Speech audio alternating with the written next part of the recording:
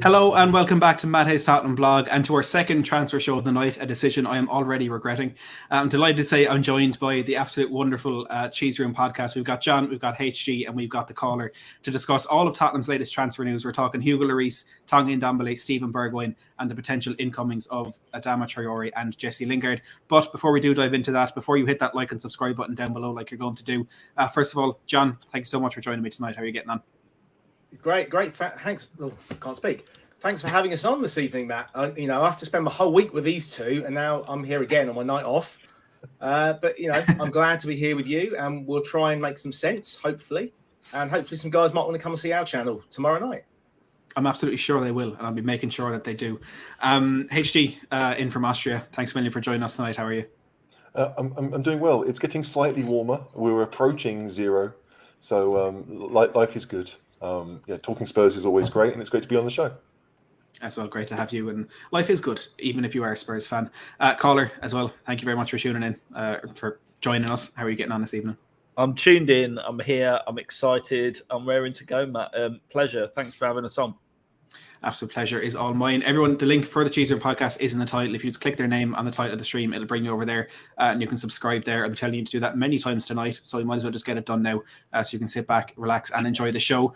And we are going to dive straight into things, and the main thing we're going to talk about is the title of the stream. I'm sure many people have seen the report from Alistair Gold today that some of Tottenham's players are fearful that Antonio Conte could leave the club if he is not backed in the January transfer window. Now, I feel it is very important to add context to that. The immediate next line in that article, which a lot of people decided to ignore, was that there isn't much fear in the hierarchy that Conte could leave. But John, we'll come to you first on this one. What are your thoughts on the fears within the players, the playing squad? I don't think he's going to go. If he goes, it won't be till September, realistically, after the summer transfer window. He can't expect we're going to have a huge overhaul in January. It's just not realistic. 2, 3, maximum 4 players if we have a good window, I think. But nah, I think it's just paper talk. Yeah, I think it is as well. Do you agree with that, HG? It makes me wonder who the players are that think that. I mean, if it's a true thing, there is a player kind of, going to the press and saying, "I think this is the case." Well, who is doing that? Because, as John said, I don't think anyone, with a little bit of intelligence thinks that Conte will give up so quickly. We all fear that it could happen at some point, but I don't think it's going to happen in February. I think he's going to get at least 2 windows. Probably he'll want to have a full season in charge. Like the way things are, no one is going to blame him for the situation that Spurs are in. They're going to see what he does, but no one's going to blame him for it. So, it's a weird report, but coming up to a North London derby, we've seen reports like this before. Mm-hmm. Yeah, and that's the fear. It's coming what is an extremely busy and difficult period of the season for us. We're already missing Son. We're still missing Romero, and it's just things are just getting even worse and worse. And caller, as HG alluded to there, like we'd love to know who is actually who are the players that are fearing this? Who was the one that has said this to Alistair Gold or to his sources? And it comes in the same day that he said Tottenham players think his training is absolutely incredible. I know they're so happy and they're so impressed with the manager. What's your take on this mess? I think it said Ndombele talking crap on his way out. Look, there's no way. I mean, look, I get that we're reactionary as Spurs fans and we have a lot to be reactionary about. But let's be realistic about it. The guy's been here a few months. Everybody knows you don't do tons of business in January. I'm sure there will be some business, but not massive business. And Conte knows that too. Whether he stays or goes depends on the success of the summer window for me, because that's where, sanity will prevail and there'll be lots of ins and outs. But I think this just makes a good headline. I don't think there's any truth in it right now. I mean, obviously, I see Twitter melting down on a daily basis when one of these tweets comes out. But I can't think you could, if you've got any common sense, you can't seriously believe it at this point. Yeah, no, I agree with that, and I think we just need to be a little bit more balanced in our approach to these things. And it's easy to take a headline at face value, but I think when you look a little bit deeper into it and you kind of realize the bigger context, you realize, as I said in the chat here by Adrian, if Conte just decides to run, it'll make him look bad. If he's in and at the first sign of trouble at the club, he runs, well, that's not going to reflect very well on him. And in that next line where Alistair Gold said that there isn't really much fear in the hierarchy that he will run, he said it's as a result of these positive meetings that have been had between Conte, Paratici, Levy, Hitchin. I'm sure Joe Lewis is involved in those. to some degree as well. And he says that Conte was extremely candid in his assessment and who we actually need to bring in. And we've been hearing it the whole window through that it's a right wing back, it's a left centre back, it's a striker. Conte now wants to add a centre mid as well. John, do you think it's realistic for all of those positions to be addressed this window? And if not, what would you prioritise to improve? I think the left centre back is the one we can probably put fourth choice at the moment, although we thought originally it was going to be first choice, striker first choice. But I think Davies is doing a good job. Hopefully, Dion Romero will be back, so we'll have enough cover. I think we can survive till the end of the season. Right wing back, we've discussed. Emerson can't cross, can he? He's. I think he's more. If anything, we were discussing yesterday on Twitter how he could potentially be a right centre back moving forward. But he's just not a right wing back. He's, as HG said it many times, he's a right back, a defensive right back, not an attacking right back or right wing back. So we need to replace him, whether that's the lubed up wonder from Wolves or somebody else, we will see. But we definitely need a striker, 100%, and we need a creative midfielder to open those, pick up those defences. Yeah, I think the exact same, and I think Liverpool have just scored against Arsenal. You may hear my dad screaming downstairs. Good news for us. But I think having brought in Emerson over the summer and having spent so much money in that, we're now hearing that Barcelona sources are absolutely shocked and still confused at how Tottenham managed to pay £25.8 million for a player like Emerson. And HG, I bring this one to you. I think I mentioned it on your show last Friday.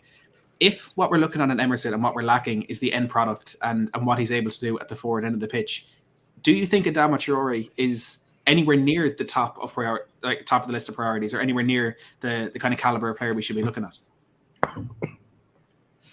I don't know about top. I think that Traoré is a better option than Royal going forward, and that's what we need. Right, the whole system under Conte involves having wing backs that can attack. And there's an argument we don't have anyone that can do that, because even the left backs aren't great. But Traoré is an improvement on Royal going forward. I don't necessarily want Traoré at the club, but if that's the one that we've decided is gettable, then we have to go for it. We have to try and improve bit by bit. If Traoré turns out to be a world-class right wing back, then we're laughing. But it's a lot of coaching that's required. And I think I said it when he was at Inter. Antonio Conte, it took 2 or 3 goes before he found the right wing back that he needed to play that system. So, he's better than Emerson. Emerson will, play in maybe the bigger games. Certainly, as a defensive fullback, I think he's pretty good. But yeah, it's an issue. I mean, it is an issue because of the way that Conte wants to play. If Conte had maybe a different way of playing, or at least a couple of styles, then we could do something different. But if he's so insistent on getting the width in attacking areas from those wing backs, then we need a better one on the right hand side of the pitch. Yeah, I completely agree, and I think it is. I know when we brought Emerson in, it was a very different system that we're playing, but it was one that I think we were still hoping, maybe even if it was just in the long term, would be reliant on the wing backs, and we're so reliant. They are the absolute be all and end all of our creativity at the moment, because we don't have that ball progression in midfield. We don't have a number 10. We need players out there who can put the ball into dangerous positions, who can link up with the midfielders or the wingers who are playing ahead of them. And look, for me personally, I don't think Adama will be that player. But as I've said time and time again, if it's who Conte wants, if it's who they're targeting, I hope it gets done, because I can be damn sure that I trust Conte more than I trust myself. But caller, we're hearing from Matt Law that the structure of this deal may actually be a bit more complicated than we initially heard, and that it could be a loan with an obligation to buy. I've seen on Twitter, as always, people getting a bit annoyed with that, and I understand it to some extent because it's just overcomplicating things. But do you think it's a clever deal to free up a bit more money this January, or do you think it is just overcomplicating things for no reason? Depends what the trigger is to buy. I mean, is it an obligation to buy outright? I mean, there's so much in the deal, isn't it? You can be pretty much sure that Paratici/Levy will always want to get the best value for money. Unfortunately, I think that drags deals on. And I think that's probably why Traoré hasn't been done so far. But you can't blame them at trying to squeeze the pips and get every bit out. I know people are very much like, just pay 25 million or whatever, but that 5 million quid's going to go for the next player, potentially. So, 5 million quid is a lot of money. I'm pretty sure if I offered a cheque for £5 million to most of the people who slate it on Twitter, that style of doing business, they'd be quite happy with the £5 million. And is life-changing sum of money. So, these are vast sums of cash. So I do understand the frustration. I completely get it. I share it. I get frustrated. But by the same token, you can understand them wanting to sort of try and keep as much powder dry as possible for other targets. Yeah, I agree. And look, we're going to talk a bit more about Adama later. Before we do get onto potential incomings, I want to talk about some players who are at the club, whether or not they will be at the end of the window. Remains to be seen. But one player who's expected to stay now is Hugo Lloris, with every report at the moment confident that he will put pen to paper on a new deal for Tottenham. John, was that an easy decision for the club, do you think? It's an absolute no-brainer. And if it wasn't a no-brainer before last night, we definitely know it's a no-brainer, having seen Mr. Galini play. Since Project Restart, he has been brilliant. He had, plenty of people questioned him. Some people thought Gazzaniga should be ahead of him until we saw lots of Gazzaniga and realised he shouldn't. But since Project Restart, he has been so good. He's been much better with his feet generally. Touch wood. Yeah, we'll get to Winksy. But he's still making top class saves, isn't he? Even though he's 35. Keepers can, hit their peak between around this age, can't they? So he's probably got a good another 4 years at a good level. So I guess we're going to give him probably a year with an option for an extra year, which is good, and probably a lot more money. So he'll be happy, and we'll be happy. Absolutely. I think I agree. It is a no-brainer. I think the report from Romano said that it was they were kind of discussing between 1 year with an option for a second, or a straight 2-year deal. But HG, 2 years, do you think that's a minimum? Do you think he does have 4 years left, like John said? Or do you think we need to start preparing for the departure of Lloris, whether that is with trying to get a better replacement in for Galini or trying to actually embed Galini into that squad a bit more? I think we can forget about Galini. I think it's all about Hugo right now. Look, as far as Hugo is concerned, it's a weird thing for Hugo because he may have only one big contract left, and given where we are right now, you can understand his reticence that maybe he doesn't want to commit 3, 4, 5 years to Spurs. Maybe he wants to, try something different, like we saw with Eriksen, or go somewhere else. If we have a good 6 months and we end up getting, Champions League, it would be amazing. Then maybe Hugo's thinking, okay, we've got a great manager, we've got a decent base now, maybe we can go forward.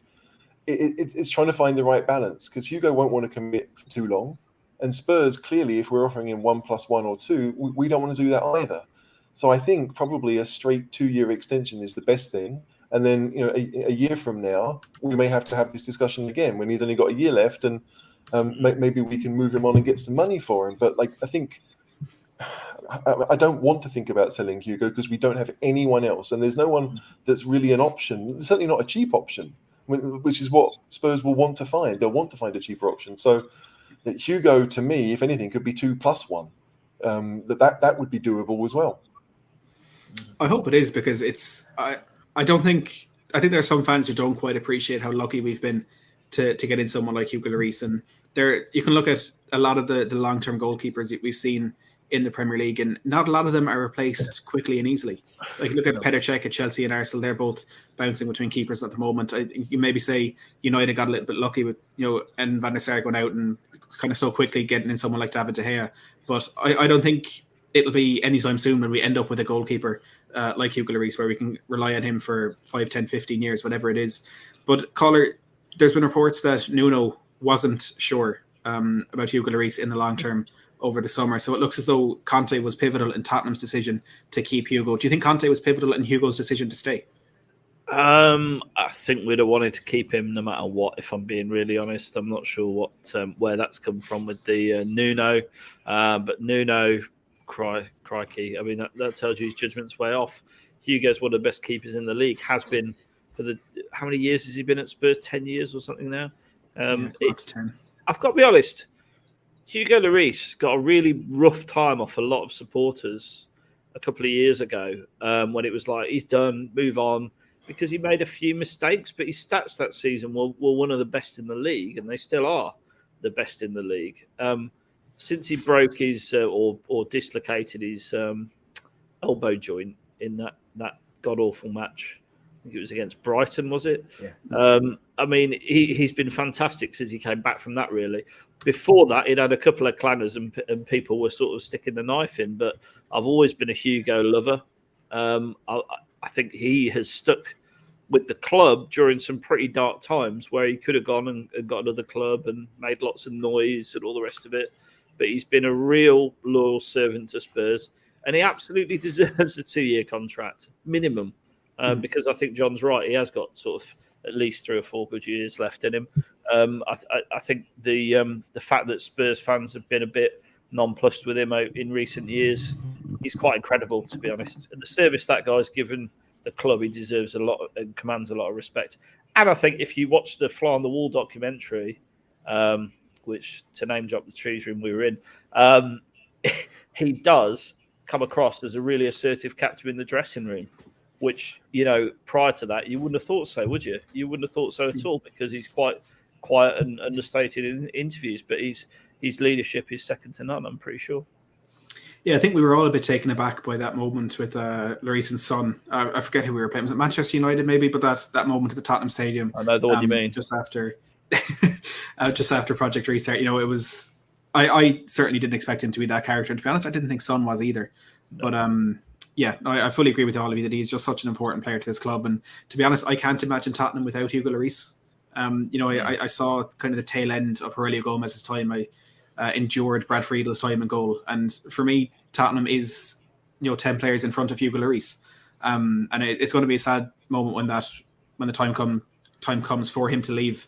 I don't think it's anytime soon, but he's been a fantastic servant and deserves, I think, a lot more credit than he gets. And talking about those mistakes that he made a few years back, find me a goalkeeper who doesn't make mistakes like that. I think It's maybe somewhat of a recent phenomenon. I hadn't noticed it before, but in the last 4 or 5 years, David De Gea was terrible for a couple of years. Yeah, you have Alisson and Ederson have proved to be somewhat error prone. Even Marc-Andre ter Stegen is having a mare of a season in Spain. It happens, and I think we need to kind of look at the bigger picture and look at the fantastic saves that he's made. There's so many saves. There's one like his save against Bayer Leverkusen in the Champions League, which I think made it the top 10 saves of all time. That one with Coutinho plucking it out of the top corner against Liverpool. He is one of the best in the world for me, and one of the most underrated as well. One of the most underrated to one of the potentially most overrated players at Tottenham, and it is Tanguy Ndombele, who was, of course, dropped from last night's semi-final defeat to Chelsea after his ridiculous antics against Morecambe on Sunday. John, we start with you on this. Were you surprised to see Ndombele not in the squad? I would have been surprised if he was in the squad. That was just ridiculous. Caller and I were there last Sunday, and in the game he did nothing. He couldn't beat a League One player. He just couldn't get past them at any point. And then when he went off was just ridiculous. How slowly he went. Dele went off one side. He was near Dele, but he decided to trudge towards the bench. And then the fourth official held the board for ages before putting up the number for Brian to come off. And Brian almost beat him off the pitch, even though he was 60 yards behind him. It was just ridiculous. Yeah, I think that felt like a moment where, you remember Granit Xhaka for Arsenal a couple of years ago when he take off the jersey, the captain's armband on the ground. I know Ndombele isn't our captain, but it kind of felt like one of those moments where you think maybe we're not going to see him in a Spurs jersey again. The problem remains who's going to take him. Funny story about that, Matt.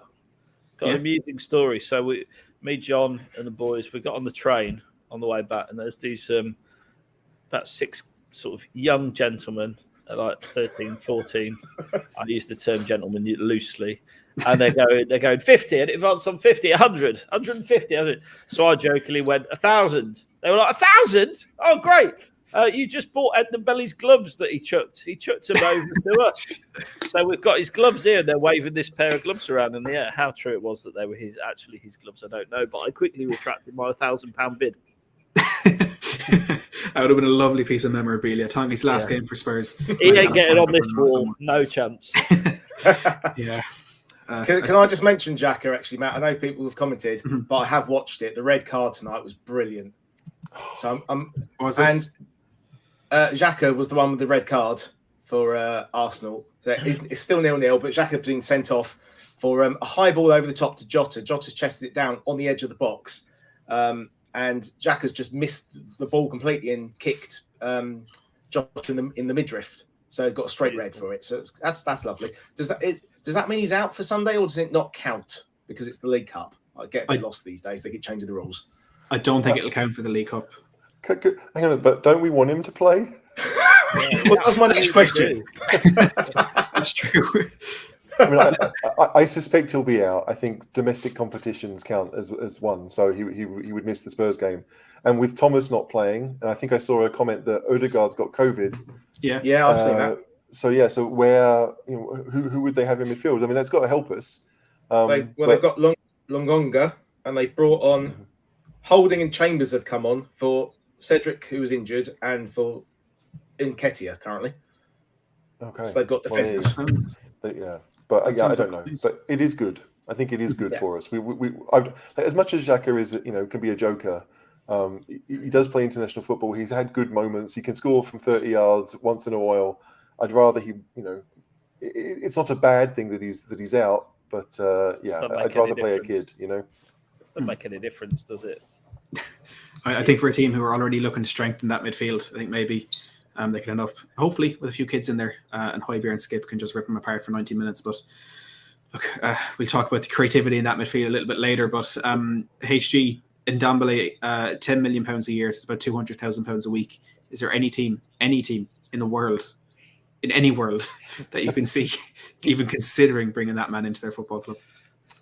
Yes, but not pay all his wages. Like, I think someone will be happy to say, we'll have someone like him around us, and maybe we're only willing to pay a quarter of that salary, right? But £50,000 a week on someone to see what they can do for 6 months, I think there might be a couple of teams that would take that.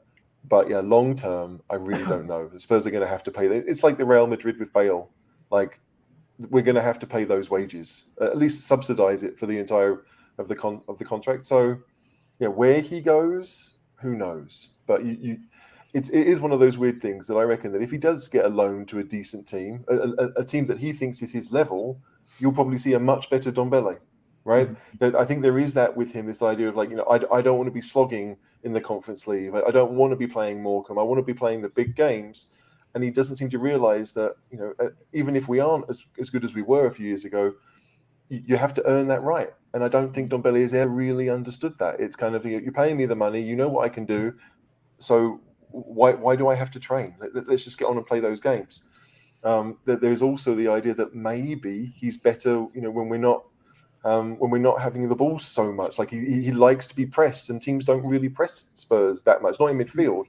So I don't know, but there's no way back, really. I mean, it'd be very, very unlikely if he was to come back from this, because he doesn't necessarily have the support of the manager. And you talked about Xhaka. He did always have the support of Arteta after that incident. So, yeah, it's awful. But like to me, the biggest thing, if you're going to pay someone $200,000 a week, if Levy is going to shell out on that contract, then the manager must have really wanted him.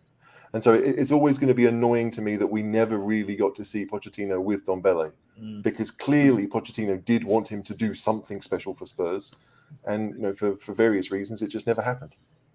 That's actually a really good point there, and Conor, I'll ask you something on that in a second. But I read the sense of entitlement you alluded to there with Ndombele. There's rumours that he wants a Champions League club. He wants a top Champions League club to come in and sign him. Which, when he's struggling to put in a good performance against NS Mora in the Conference League, you'd have to wonder what he's actually thinking and who he thinks will come in and make that move happen. But Conor, the debate that's going on at the moment is this poor recruitment by Spurs, or is it just a player not living up to the potential that was there? And personally, for me, it may be sitting on the fence a bit, but I think there is an element of both there. Poor recruitment in that we've seen in the past, he was dropped from the team at Guangdong because he was overweight when he was a little bit younger. There has been this history of laziness, maybe. But do you think the point there HG made about Pochettino not actually really getting going with Ndombele, do you think that kind of protects the club's reputation this a little bit, or do you think it is just bad recruitment? I mean, Daniel Levy doesn't sign £200,000 a week players, full stop, does he really? So, Pochettino must have been absolutely wanting that guy.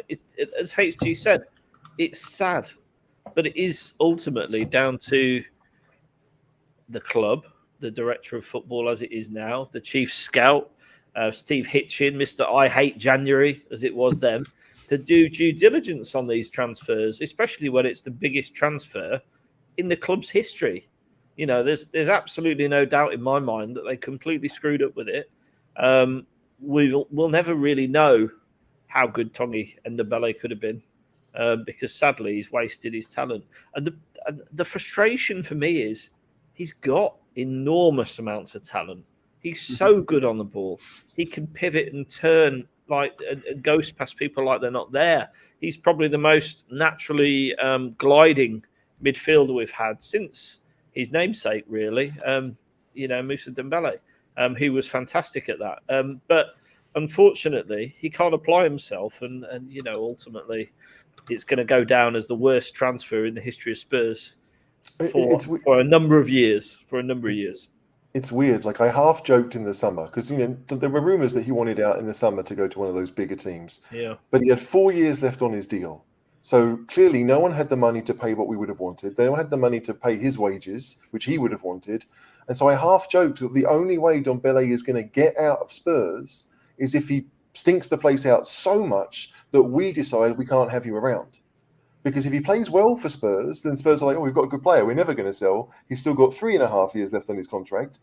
And so, and again, it doesn't help Ndombele. If Ndombele wants out, as awful as it sounds, the best way for him to do it is to do what we've seen and just kind of, I'm here if you need me, but that's all I'm ever really going to do. And you don't want to see that from any player. But if Ndombele really wants out, then I do think that was probably his best play. It's terrible. Yeah, it's a good point. And, we talk about the Tottenham not really spending big money very often. And you look at our top 5 transfers of all time, there's Tanguy Ndombele in top, Davinson Sanchez, Moussa Sissoko, Giovanni Lo Celso, and Stephen Bergwijn. And I think it's easy to see the negatives and all that. I think there is positives in what Sissoko did in his final few years and what Sanchez could do going forward. But the fifth player in that list, Bergwijn, is who we're going to talk about next. But first of all, we have a super chat here from William Kelly with the $10. William, absolute legend. Thank you so much for the support. Says, who was really surprised by the lack of investment in this club? How can a good mentality be achieved when players can sense that managers are good to walk?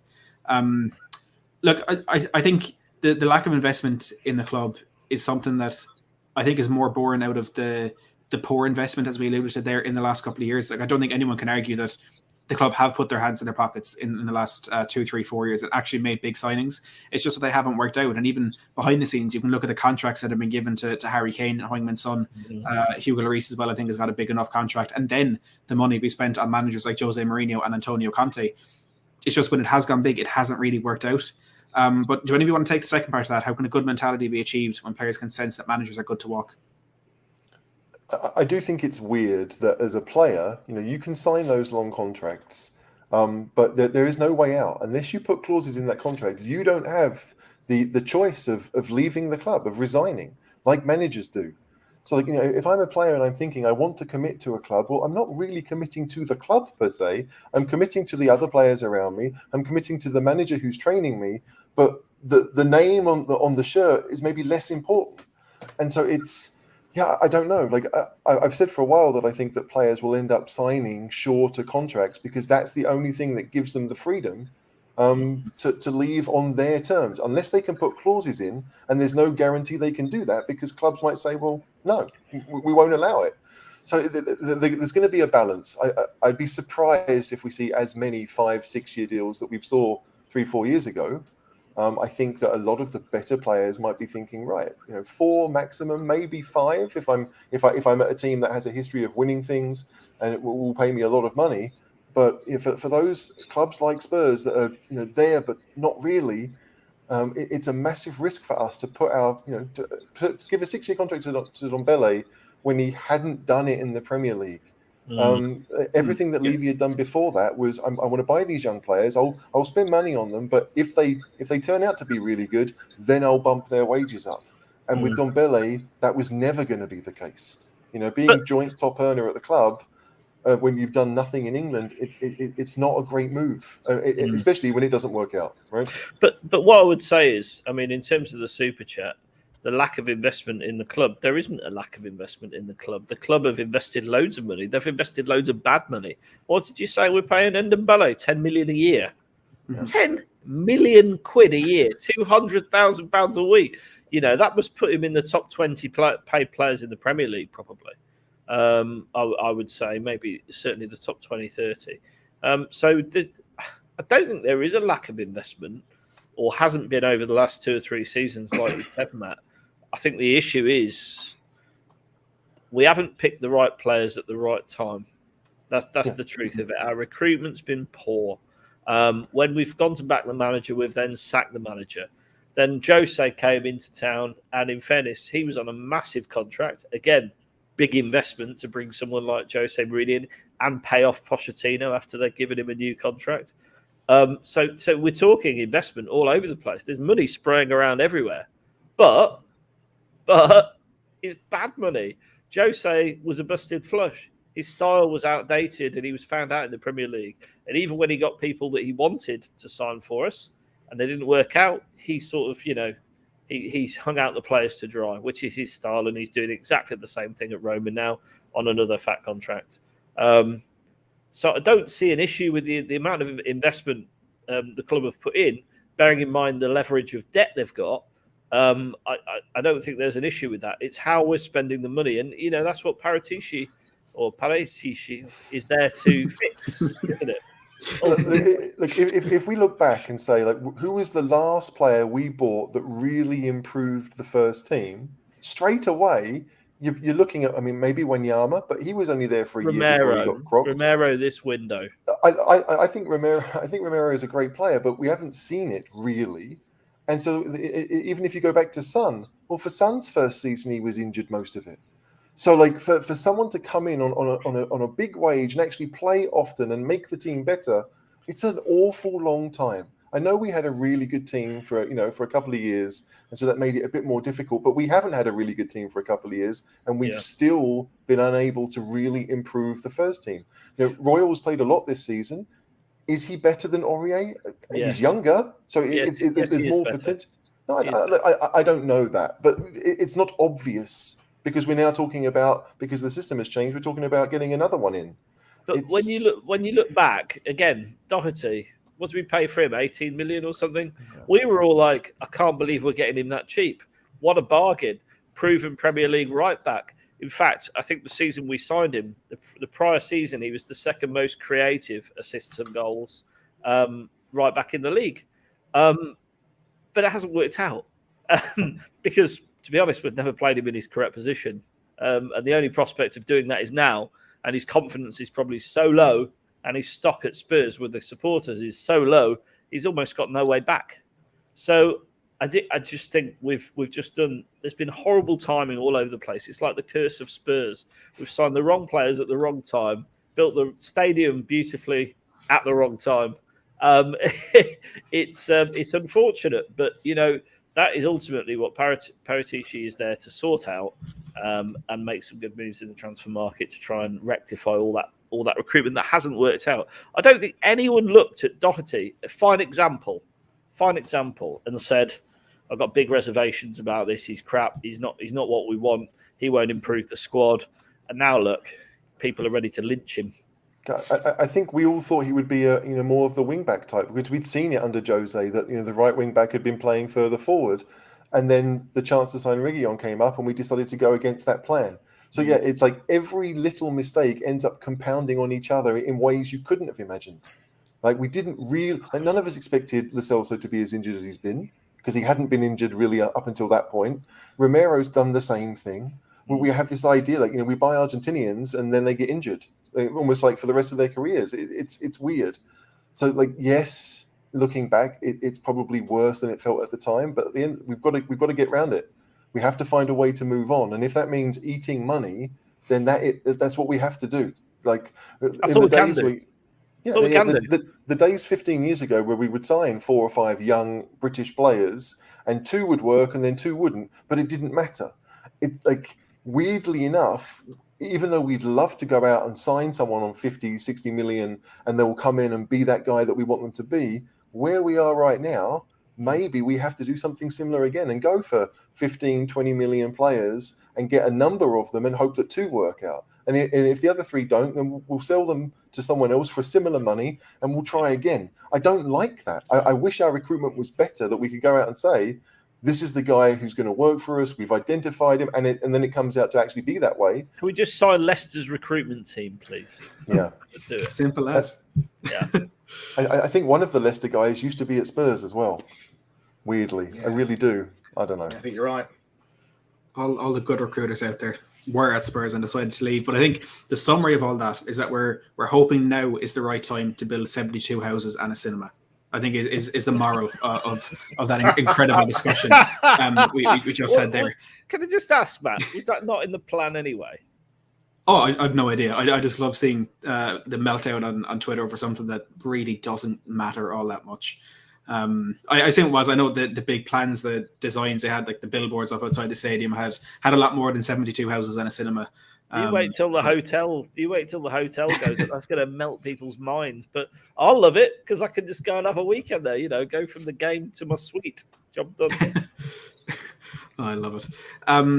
I want to talk now about Steven Bergwijn, as we were mentioning a second ago, a player who does look set to be leaving Spurs.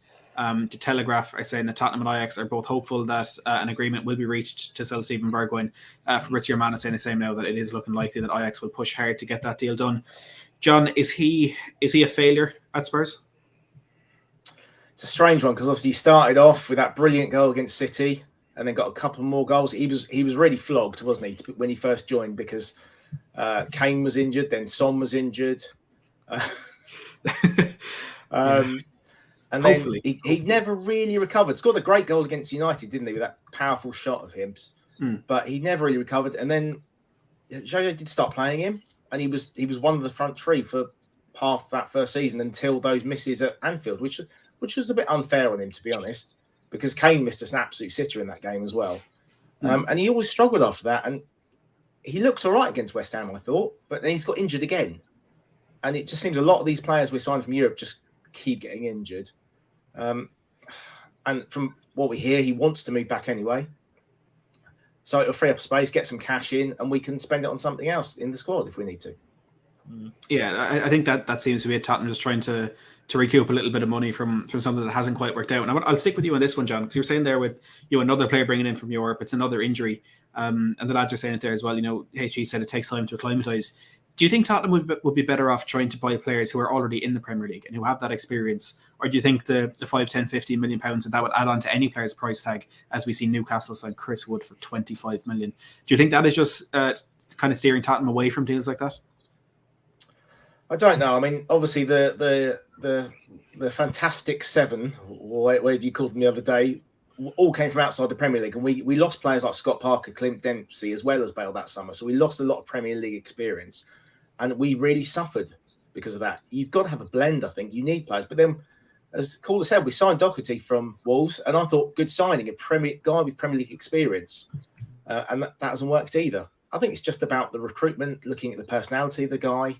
As we've seen with Ndombele, it hasn't worked because he just doesn't want to play particularly, or doesn't want to play Morecambe and Muir and teams like that. I will say it's good that we have a manager who has a set system, so we know what we're buying for now, right? Yeah. Because at Nuno, we all thought we might see the 3-5-2 that he'd done so well at Wolves at, and it didn't happen. And so in Jose, defensive football, but the formation changed quite regularly. So if Conte is set on 3 at the back, and then maybe the front options can change depending on opponent, then at least we know what we're trying to do. The issue is we do need a lot of players to be able to do that. And it's not just squad players that can cover, it's also ones who can come into the team and be the main guy.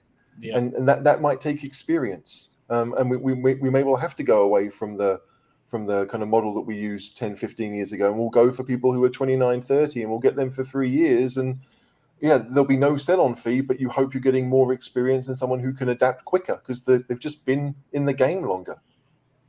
Yeah, and I feel like that's entirely applicable to that potential transfer of Jesse Lingard that we'll talk about in a bit. But we are Tottenham TV here asking, can the Cinema play right back? I don't know him too well.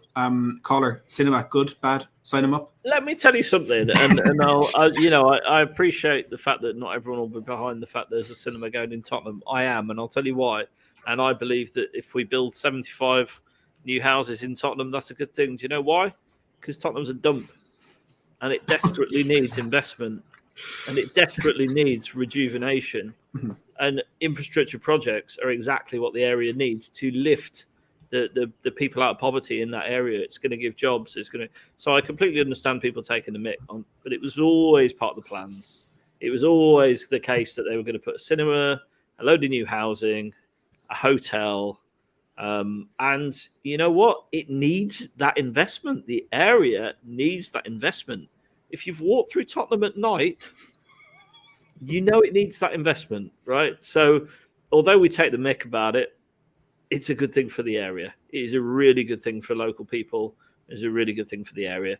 And as for the cinema, I'm not sure it can play right back, but we're after a right wing back anyway. So, we might as well give it a go. We have a comment here from Phil says cinema is more of a goalkeeper. He's very similar to Chiellini, static. HE, the cinema might not be able to play right wing back, but do you think Steven Bergwijn could have had any success there had he been given a chance? Yes. Again, he'd be a better option. If you want them to attack, you need to have someone with attacking instincts, and Bergwijn's got that. Bergwijn to me is one of those players that I think if you gave him a role in any of Conte's system, he could work as a Son replacement. He could work as almost as a central midfielder because he's got the engine. He knows when to play a pass. I mean, I like Bergwijn. I am a bit biased, but I just think that someone like him who has the versatility would be the one that I'd want to keep around. There'd be others in there that maybe don't have that versatility. Bergwijn's young, so I guess he's wanted, which is why Ajax are coming in for him. But yeah, it wouldn't be the deal that I would choose to make. I do like Bergwijn. I think there's a lot to say, and he's got a lot to offer. I know he hasn't really done it for Spurs, so it does feel weird to say that. But I do think that deep down, like a lot of our players, if you give them a run in the team, they will do okay. But we've got so many who need that none of them end up getting that run in the team. Yeah, it's that crazy. Like we all want to see Brian play, but he needs games. We want to see Sessegnon play, but he needs games, and they can't all get them. So at some point you say, where are we going? Are we going to go forward with Lucas over Bergwijn? Okay. And then you sell Bergwijn. I don't like that choice, but that's what Spurs have to do. And look, I couldn't agree more that I don't think this is one of the first deals we should be trying to get done, and one of the first players we should be trying to offload.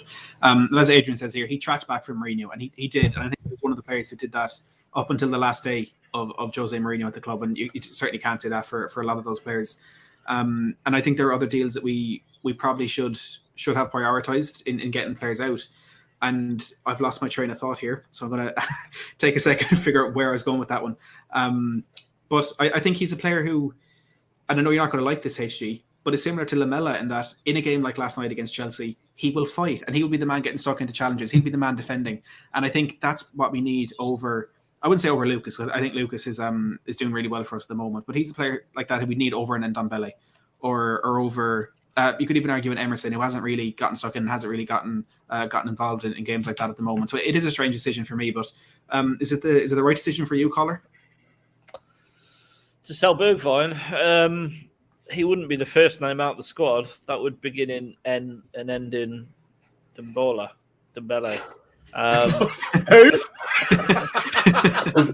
Is his first name Ronald, Caller? Is that where you're going? It could be, yeah, exactly. Ronald Muck and Ndombele belly. Look, the reality is that Steve Bergwijn, I think he's never really had enough of a consistent run. He's always got interrupted by injuries or, Jose dropping him. And I feel a bit for the guy. I don't think he's that bad, but equally, I don't think he's elite either.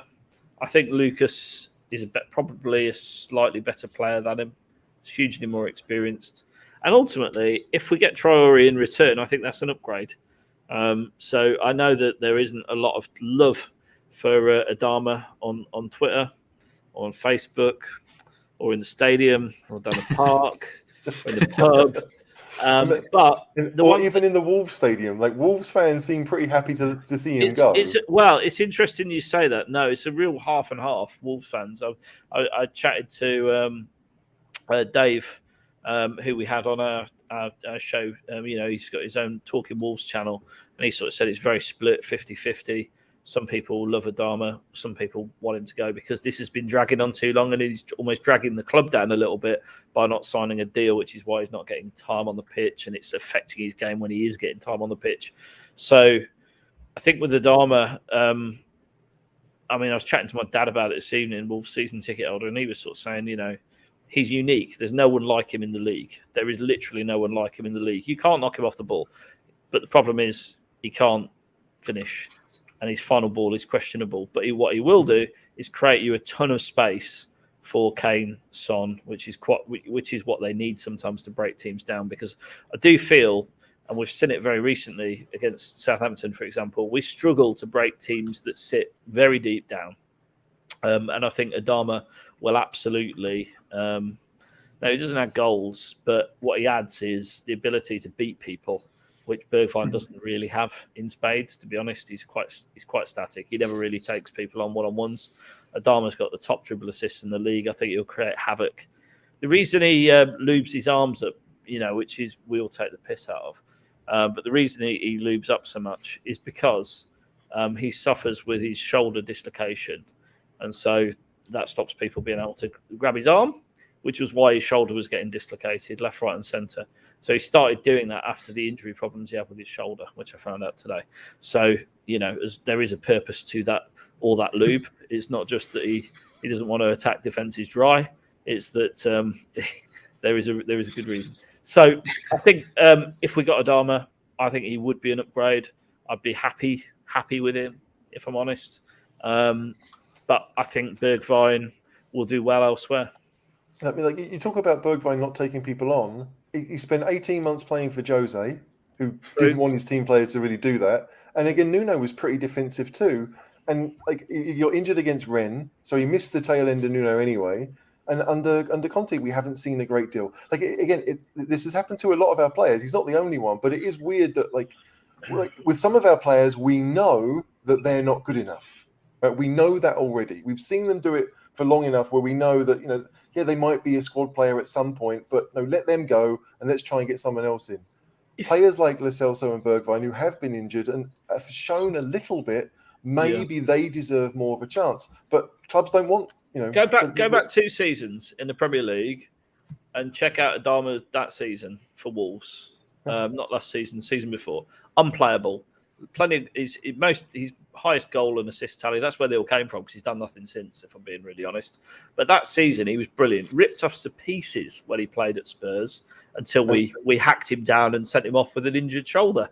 But honestly, I do believe that he will improve the squad. He's a better player than Bergwijn. The discussion should be Adama versus Doherty, because that's who Adama's going to replace. Bergwijn is a different question. If Bergwijn's going, then you need to get someone else who's more attacking. Maybe the creative midfielder that John wants to see.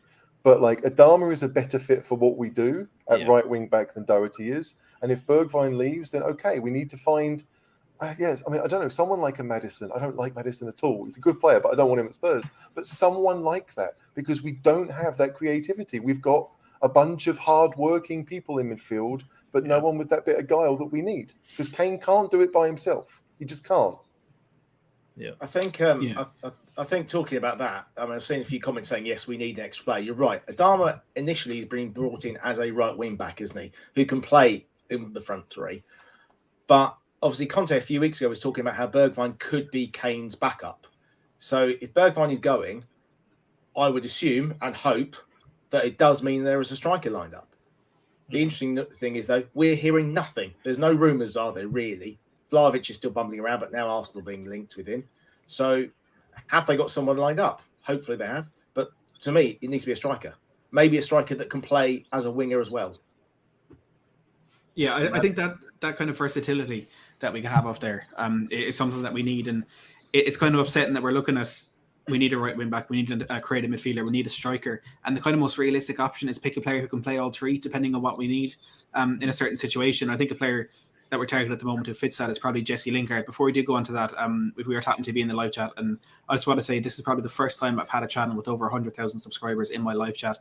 So Ben, same with everyone else from me, and I'm sure from the Tuesday podcast as well. I know it's a little bit late, but absolute massive congratulations on hitting 100k. It was a tight race, but you just about beat me there. So congratulations to you on that. Massive. Well done, guys. That's awesome. Yeah, no, well done, guys. It's awesome. Fair play to you guys. Now, actually, interestingly, one of the times I had the lads on here, we were talking 18 months ago about Jesse Lingard and a potential move to Spurs. John, is he the creative midfielder that you want? He's not really a creative midfielder, is he? He's a runner. What's fascinating is that if we could sign the Jesse Lingard that was a West Ham, I'd say yes. But if we can sign the Jesse Lingard from Manchester United, I'd be no. It's very odd, isn't it? Maybe Moyes just found the role for him, but he's a runner, really, isn't he? He's a runner. He's very good with his movement and finding space. But he can run, so he's very quick. And we need a bit of pace, really, and something different. I think we saw it last night with Lucas. He sort of got to a point where he just isn't. He can't keep the level up. He's not consistent enough for enough games. Last night he had a couple. I know you don't want to touch on last night too much, but last night he had a couple of passes or a couple of moments where he could have passed it, where he just held onto it too long or got the pass wrong. And I think Lingard's that a little bit better, and he'll score goals for us. So it probably is a good signing, but he's not a striker. Yeah, I'm not convinced he can play as a central striker either. Yeah, actually, interesting super chat here from Martin with the £4.50. Martin, thanks a million for that. Says, had a one-in-a-lifetime experience in the director's box and was lucky to sit next to Steve Holland. Said Lingard will stay at United until the summer. Slim chance of a loan. Martin, thanks a million for the super chat. And thanks for sharing that, because I'm sure Steve Holland is someone who may just have a little bit more information on this than we do. And that does kind of seem to be the general consensus, that it will be a move in the summer if it does happen. And I'm not sure I'm too happy with that, because we don't have creativity in this team. The midfield that we're looking at the moment is typically Højbjerg and Skip, unless there's an injury or someone needing to be rested or some need for rotation. We're here at the moment, and Harry Winks is our most progressive midfielder. And I'm gonna pick a random person here to go to. Paul, we'll ask you on this one. HG, should we go? What do you want me to say? The truth. What? He's not a progressive midfielder.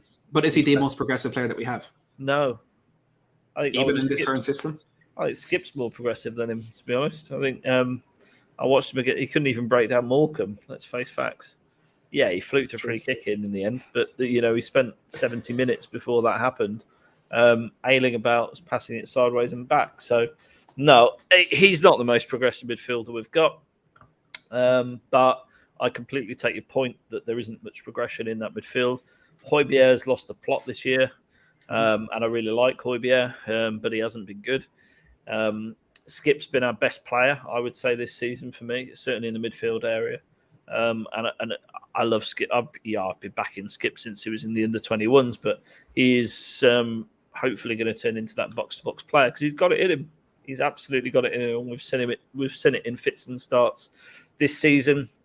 I think he's only going to get better with age and experience. What I love about Skip is, for someone so young, he's built really well built, isn't he? He's difficult to knock off the ball, strong in the tackle, can release a pass. See how I've turned a conversation about Harry Winks into a conversation about Oliver Skip. I was just going to thank you for your thoughts on Winks. But, let's get Winks out on loan. No one wants to hear my thoughts on Winks. Come over to the Cheese Room. You can hear him every week. But look, the reality is Harry Winks is not the future of Tottenham's midfield. Even if you're a Harry Winks fan, you must think that, to be honest. He's an okay squad player, and he's English, so I'm happy to have him around the club. But he's not good. He's not going to be the future of that midfield. Can I just say, statistically, Harry Winks is the most progressive player in our midfield, and Oliver Skip is the least progressive. But look, I know statistics can be manipulated in whatever way you want to do them. I have a lot of fun doing that. But I think that we can all agree that there is a progressive ball player needed within the middle of that park. HG, do you think Lingard fits into what we're trying to do? Do you think there's a place for him in our system in a central area, or do you think he could just be in as a Bergwijn replacement, and that hole in the middle of the park still needs to be filled? That's what he would be. Like, if we are going to sell Bergwijn, then Lingard becomes that option. But like, Lingard isn't a central midfielder to me, so he's not going to be one of the two. He might play ahead of Lucas maybe at times if we want to hold the ball a bit more. But like, to me, he's older than Harry Kane, right? He's 30 this year. Like, yeah, get him in on loan for 6 months, because it would give us an extra player. We don't need to worry about, because he's English, we don't need to worry about, the homegrown quota and all of that. Like, for the next 6 months, we can add a few on loan or whoever it is. That I could handle, although I don't want it.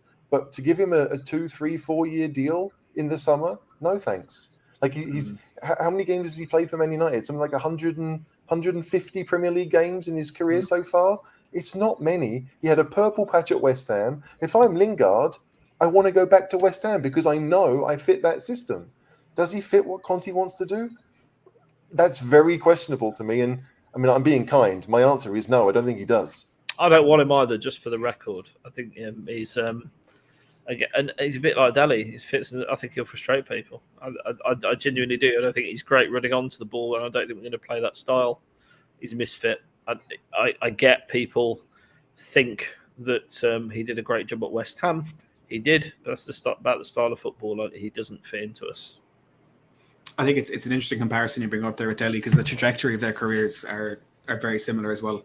They started off really well. I know Lingard was probably at a bit of an older age when he did, but started off really well, with the exception of Lingard's loan spell at Derby. Started really good. All the attention was on them. They dropped away. Managers coming and going, and they're kind of just lingering in a bit of nothingness at the moment with where their career is going. But everyone who is watching, there's 286 people watching live right now. I've linked the Cheese Room podcast to the top of the live chat. So it is now your responsibility as a human being to click that link and go over and subscribe to these incredible lads. You're live tomorrow at 9, am I right? Yep, 9 p.m. Yeah. So I'm. We've got a great guest. I'll tell you what, Matt. We've got a great guest on as well. You're not going to want to miss it. So he's the most coherent gooner I've ever met. He looks like HG. So he's literally HG's doppelganger. Look at that. So from an entertainment perspective, come and join us, or you've been missing out. Absolutely, you better go over and do that. So go over, hit the subscribe button, hit the notification bell to get notified when that happens. I'll be live here at 7 and 8 tomorrow night as well, so I'll send people over your way. But before we do wrap up, get your questions in the live chat that you want to ask these lads. We'll go through a few of those. But while you're typing those in, I'm going to go to each of you with one quick fire player, 2 incomings, 1 outgoing, and I'm going to get your opinions on that. So caller, I'll start with you, Antonio Rudiger. Antonio Rudiger. That's what I thought you said, but he's going to sign a new deal at Chelsea. So, but the rumours are there. Gianluca Di Marzio said he's in talks with Tottenham. I'd take him tomorrow. I think he's a really top class centre back. Apart from the fact he's played for Chelsea, but he would improve us. He would strengthen us, and I'm all for any player that strengthens the squad. HG Pau Torres. Torres would be a much better signing than Rudiger. I don't want Rudiger at all. I don't want Spurs to be a retirement club for someone who has basically been taking the piss out of Spurs for the last 3 or 4 years. Pau Torres, yes, I'd be surprised if he wanted Spurs, but again, if everything goes well and we do get fourth, then I could see it happening. Conte around, maybe, but Pau Torres is a much better option than Rudiger, so I'm a yes on that one. John, we're going to come to you. I'm actually going to give you 2 in 1 because I think they're very similar situations in terms of outgoings. Joe Rodon and Japhet Tanganga. I think Rodon needs to go, whether it be loan or a fee to get some money in. In some ways, Tanganga could do with a loan. He needs regular football. He's older than I thought. Is he 23? Is he or something? I was surprised how old he was. I think he needs to play even in the Championship. He's a bit inconsistent. He clearly has got ability, but some of the mistakes he makes, just you wonder what he's doing. So he almost could do with playing in the Championship alongside an experienced centre-back to properly teach him the game. But we'd need to bring another centre-back in if they both went. Yeah, I think the reason the 2 of them will stay is because we just need options at the moment. You don't know what's going to happen with injuries and with potential COVID cases as well. I think we see a lot of those players potentially stay just so we have options. Right, let's take a few questions. Caller, we'll give this one to you. Clement says, if you don't want Lingard, is Winks better than Lingard? This will surprise you. Yes, in the formation that we are playing. So, yeah. Yes, I would rather have Winks over Lingard right now, but I would add if Lingard was available, I would add him as a body, like HG said, 6 months loan. We're kidding ourselves; it's not going to happen. Lingard isn't available. I'm pretty certain, from what I've heard, that Man United would rather see his contract run down than sell him to a rival club. And they're in it for top 4. They've got all the same concerns over COVID that we have. If that rips through the squad, you're going to need players. So we'll take Lingard on loan. Yes. Would I replace him, Winks for him? No, because I think that our sort of 3 in midfield, 2 in midfield, I think Winks could sit as well as Lingard in that. If we played a different system, then yeah. I think caller saying Winks is better than Lingard in any system is probably the most damning indictment I've ever heard of a football player. I didn't. You said in the system. John, will come to you in this one, and it may be a difficult one because there aren't really many rumours or concrete links with us with players at the moment. But top 3 targets, if you could decide right now who was holding up a Spurs jersey. What? Who would I want as top 3 targets, or who are our top 3 targets? Who would you want? Oh, Messi and How's current form?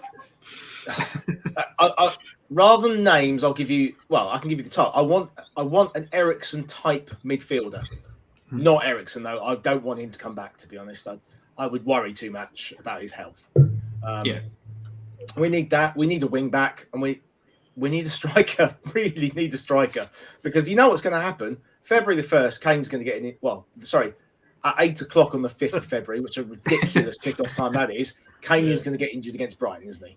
And be out for the rest of the season. So we need to buy a striker, someone that can score goals, not Gregor Raziak, not Andy Booth on loan, not Llorente, but somebody who's actually half decent.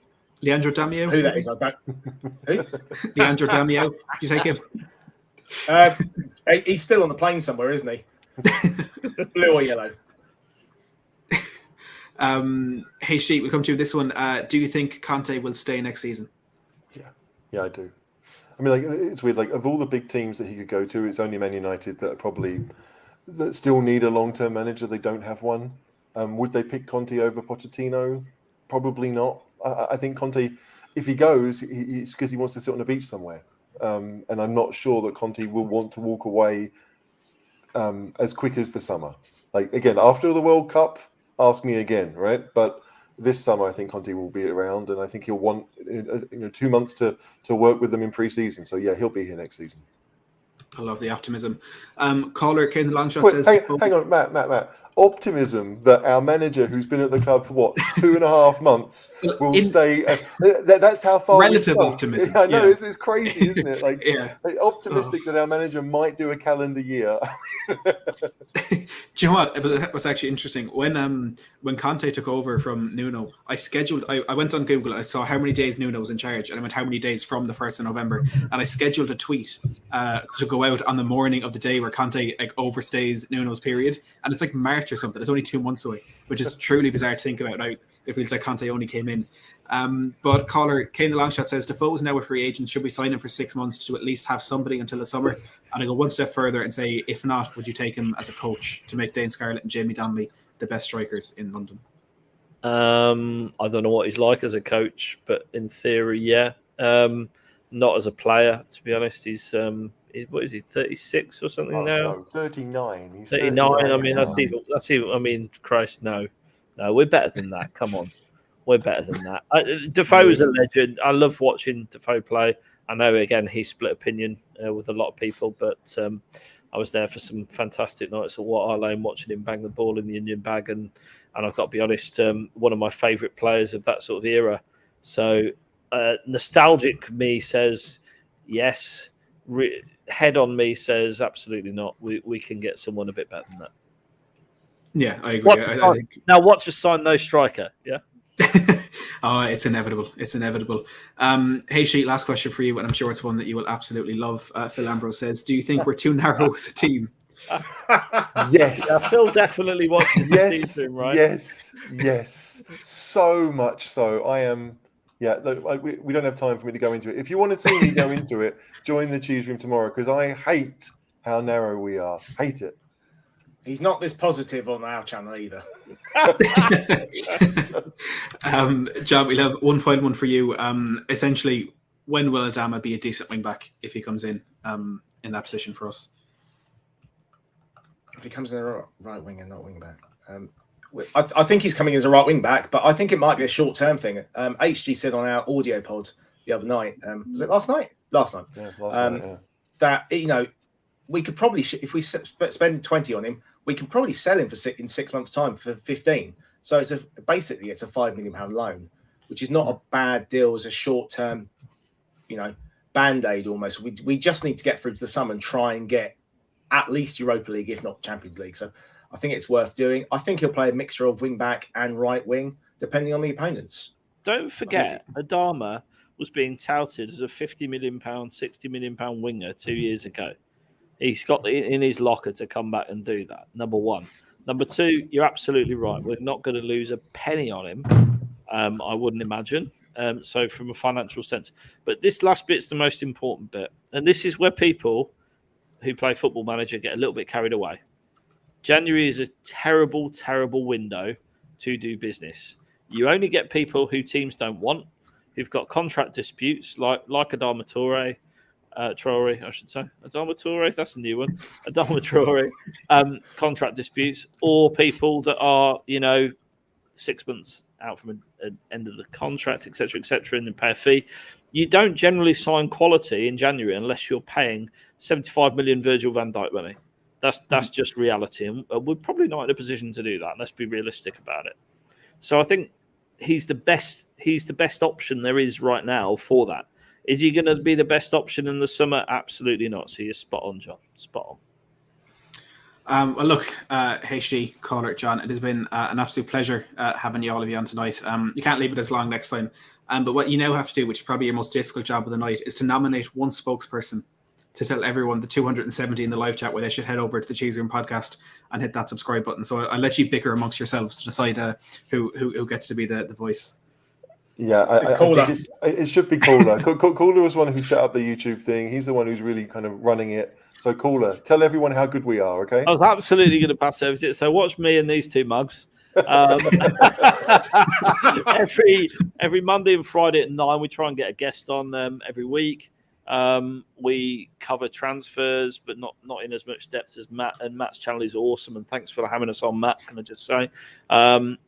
We do cover sort of match reviews, match previews, and have a good laugh, really. It's just like, any opportunity to talk Spurs, I think is good with all of us, and that's the general vibe on the Cheese Room. So we'd love to, entertain you tomorrow night, 9 p.m. HG's Doppelganger, and a good, who happens to be a Gooner.